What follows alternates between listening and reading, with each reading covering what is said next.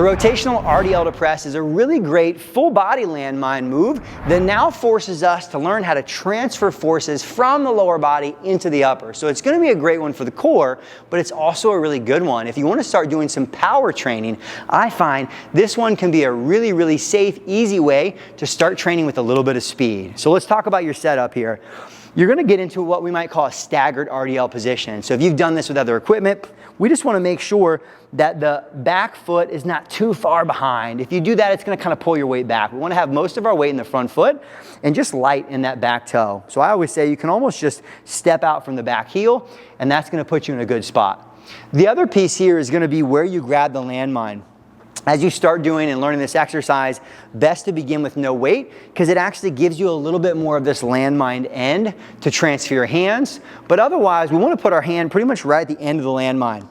Thumb off the side, going to be one of the best ways to hold it. And you know you're the right distance from the bar if your hand ends up pretty much right inside your knee. All right, right inside your knee. And for most people, there's not going to be a huge benefit from going much lower than like the bottom of the knee. Because in general, we want to be able to just generate some force from those hips and transfer it over across the body. So take your time, do this in pieces as you first start. Get into a good hinge position, and then you're going to take a big step and rotate that back foot. All right, now the cool part is what does this look like? Kind of looks like the staggered stance single arm landmine. So you want to end up in that spot. And so it's good to see, are my toes pointed forward? Where are my hips here? And then being able to bring yourself back down. Rotate the body, rotate that back foot, and make sure everything is in position. Because at first, as you start to add weight, what'll happen is if you're not tight in the core when you get here, oh, this thing's going to want to go off to the side.